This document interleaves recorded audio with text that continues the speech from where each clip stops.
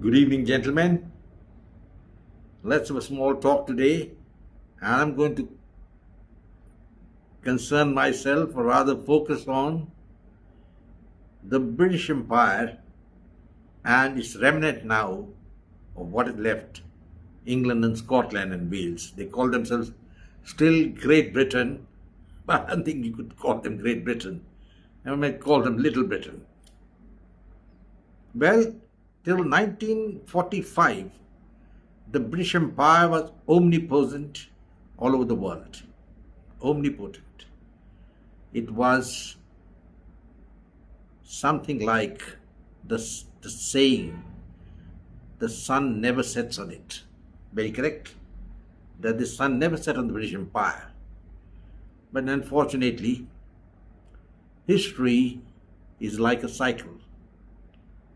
And the cycle or the wheel of fortune turns, and now it has turned against the British. The British were able to survive and become a great power basically because they had vast colonies in Africa and Asia, and of course India was the prime jewel in their crown.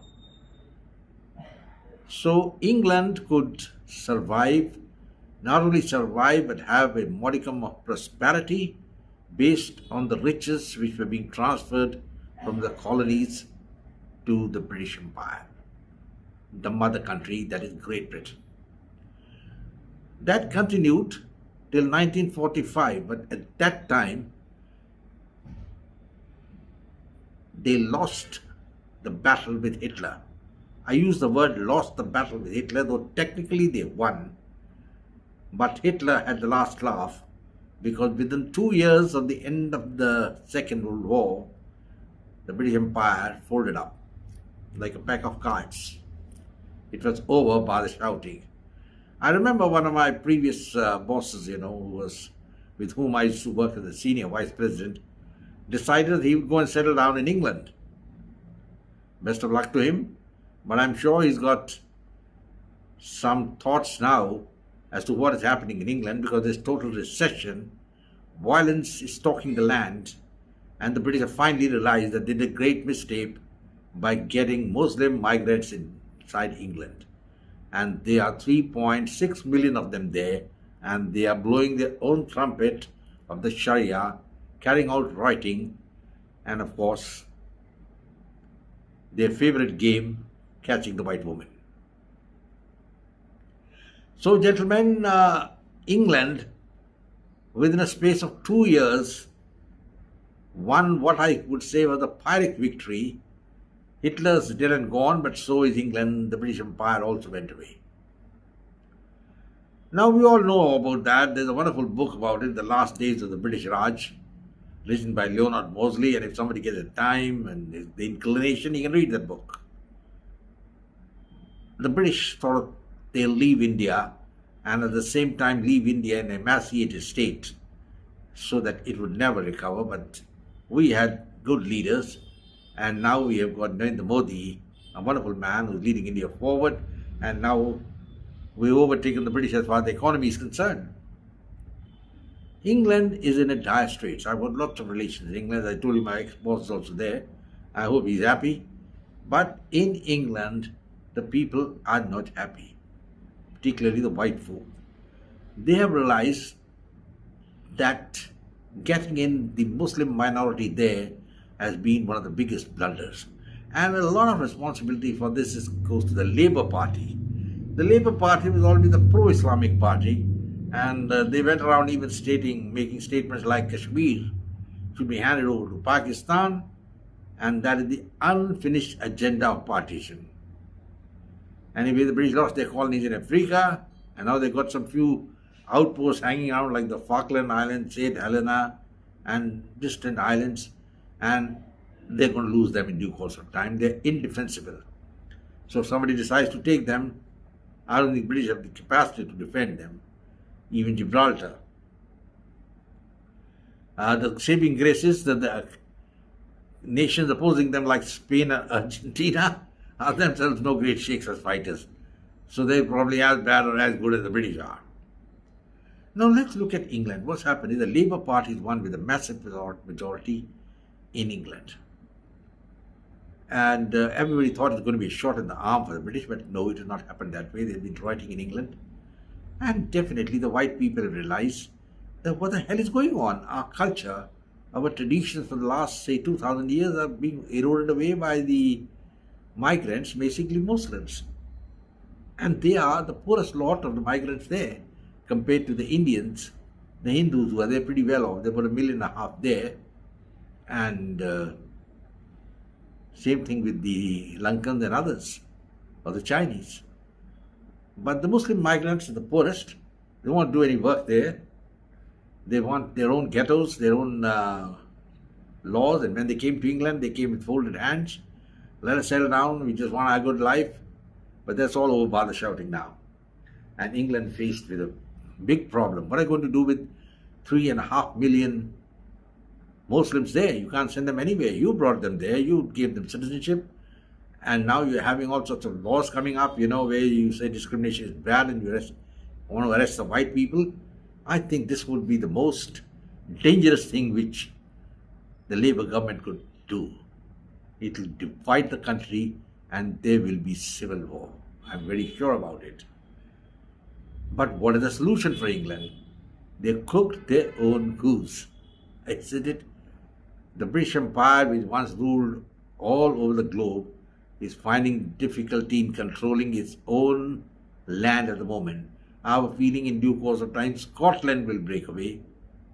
And once that goes, England, only a rump of England will be left. London, as it has had a Muslim mayor for so many years. I mean, you can't think of a Muslim mayor in a white-dominated country like England, but he's there. And the Labour Party has come to power, which I don't think is a good thing as far as England is concerned. At least the Tories were interested in restoring the glory of England back, but they didn't have the means. Now what's going to happen to England? The army is minuscule, and unless the Americans don't prop them up, they're going to go downhill into the abyss of no return. If you remember, Donald Trump recently made a statement, and so did the vice president designate there, who was standing contesting along with Donald Trump, that he considers England to be a Muslim country. Now that's a very serious charge, a really serious allegation. You say England, the Muslim country, because the Muslims are calling the shots there. And the people, some of them who have been arrested are the white people, and they got special laws coming in England where the courts will function 24 hours, and anybody practicing racial discrimination will be put behind the calaboose in jail. But that's not going to solve the problem. There are about 50 million Britishers who are not interested in these people staying there, and there's bound to be rioting and murder and killing. And who's going to solve the problem? Because England got no resources. They broke away from the EU, thinking that they'd be on charter of their own path, but their own path didn't come around, and now they don't know what the hell is going to happen to them. Same thing with the French. The French also are on their last legs. And Macron was more concerned about the fighting in Ukraine, when he should be more bothered about what's happening in France. There are plenty of Muslims in France who don't toe the French line.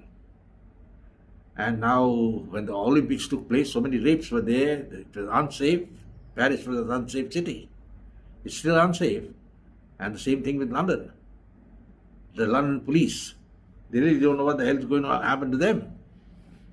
They've been used to the old story, where the British policeman, went around unarmed. I don't think they can afford to do that any more longer, and they have to issue arms to their policemen to see that they can control the rioting. Then the other thing's going to happen. Because now, at the moment, the Muslims started the riotings, but then it picked up with the British white man, and it's been a one-way ticket now. But the Muslims may react, and they will react. The Muslim world is anxiously watching what's happening in England. And the fact of the matter is that Islam is a divisive force. I hope the Europeans have realized it. The Indians have realized it a long time back. You cannot trust Islam to assimilate with you and your culture. And even the moderate Islamic regimes like Sisi of Egypt and Hussein of Jordan and Abdullah of Saudi Arabia have all realized the danger of extremist Islam. It is the extremist Islam which is creating the problems. And the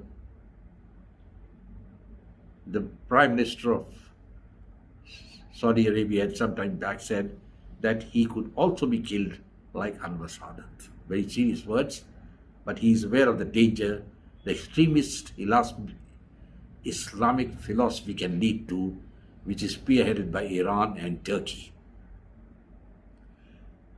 Well, England will have to look after itself. It will have to do something. And I see no future for England other than violence, civil war. It's a very sad occurrence to make, observation to make, but that's precisely what's going to happen.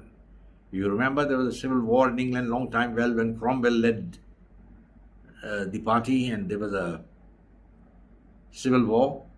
I think we're heading to the same thing now.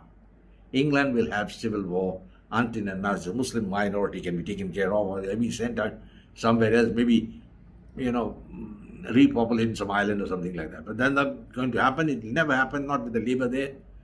And the Labour Party is going to spell the doom of England and the destruction of England. It's a very serious observation I'm making. It's not I'm making it as a joke or something. I feel very sorry for the Britishers. They should have more circumspect. I couldn't understand why they'd taken so many Muslims there. Same with the French. And now the birds have come home to roost. There you are, gentlemen. I hope you like my video. Share it with your friends. I look forward to more interaction with you all. And take care. And goodbye and God bless. Thank you.